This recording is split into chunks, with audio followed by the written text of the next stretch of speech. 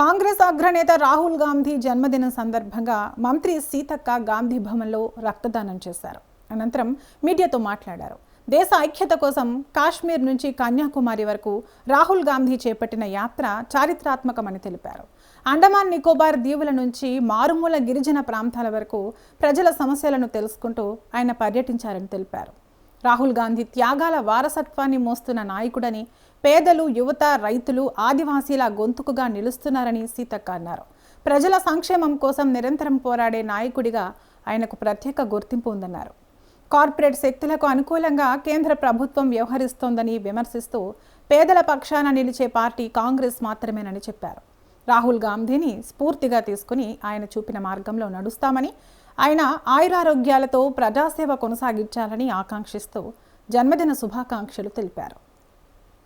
ఈరోజు మా నాయకుడు, మహనీయుడు, పేద ప్రజల పెన్నిది, వాయిస్లెస్ పీపుల్ యొక్క వాయిస్, మరి అండమాన్ నికోబార్ నుంచి మారుమూల అటవీ ప్రాంతాల వరకు పర్యటన చేస్తూ కన్యాకుమారి నుంచి కాశ్మీర్ వరకు దేశాన్ని ఐక్యం చేయడంలో కానీ, దేశ ప్రజల యొక్క బాధలను విని ఆ సమస్యలపై పోరాటం చేస్తూ త్యాగాల వారసత్వం కలిగినటువంటి కుటుంబం నుంచి వచ్చినటువంటి రాహుల్ గాంధీ గారి యొక్క జన్మదినాన్ని పురస్కరించుకొని ఈరోజు మా మెడికల్ డిపార్ట్మెంట్ అధ్యక్షులు గాంధీ భవన్లో ఈరోజు రక్తదాన శిబిరాన్ని నిర్వహించడం జరిగింది.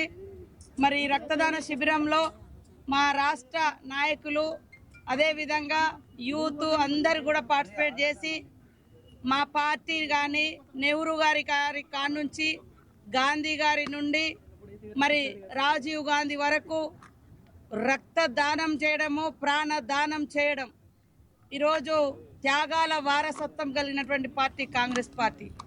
ఆ పార్టీ నాయకుడిగా, త్యాగాల వారసత్వాన్ని మోస్తున్నటువంటి మహానాయకుడిగా రాహుల్ గాంధీ గారి జన్మదినాన్ని పురస్కరించుకొని ఈరోజు పెద్ద ఎత్తున మా ప్రెస్ సోదరులు కానీ, ఇతర యువజన సోదరులు కానీ, మా కాంగ్రెస్ పార్టీ మెడికల్ డిపార్ట్మెంట్ కానీ ఈరోజు రక్తదాన శిబిరం నిర్వహిస్తే అద్భుతమైనటువంటి స్పందన వచ్చింది.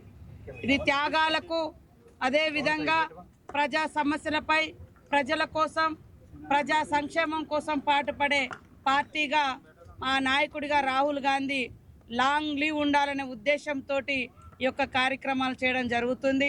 మీరు చూస్తూ ఉన్నారు, రాహుల్ గాంధీ అంటే పేదల గొంతుక, రాహుల్ గాంధీ గారంటే యువజనుల గొంతుక, రాహుల్ గాంధీ గారంటే రైతుల గొంతుక, రాహుల్ గాంధీ అంటే దళిత, బహుజన, ఆదివాసీ మరి పేదల గొంతుక.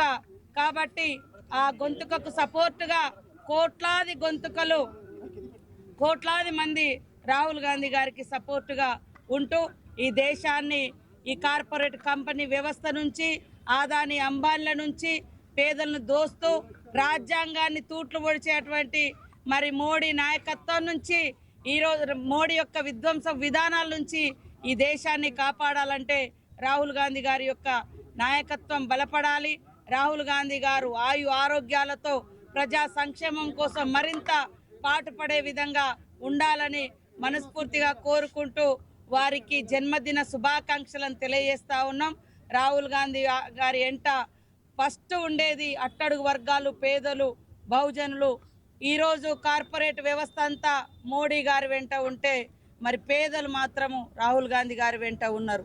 ఇది ఈనాటి వారసత్వం కాదు, ఆనాటి నుంచి నెహ్రూ గారి కాలం నుండి కూడా ఇప్పటి వరకు పేదల పక్షాన నిలిచే పార్టీగా కాంగ్రెస్ పార్టీ, పేదల పక్షాన ఉండేటువంటి నాయకులుగా మరి రాహుల్ గాంధీ గారి కుటుంబం ఉంది. కాబట్టి రాహుల్ గాంధీ గారి నాయకత్వాన్ని బలపరుస్తూ వారు చేస్తున్నటువంటి పోరాటము, ఆరాటము, మరి నిబద్ధతను స్ఫూర్తిగా తీసుకొని మేమందరం కూడా వారి వెంట నడుస్తామని తెలియజేస్తూ రాహుల్ గాంధీ, రాహుల్ గాంధీ, రాహుల్ గాంధీ, జై Rahul Gandhi. Happy birthday Rahul ji, happy birthday Rahul G.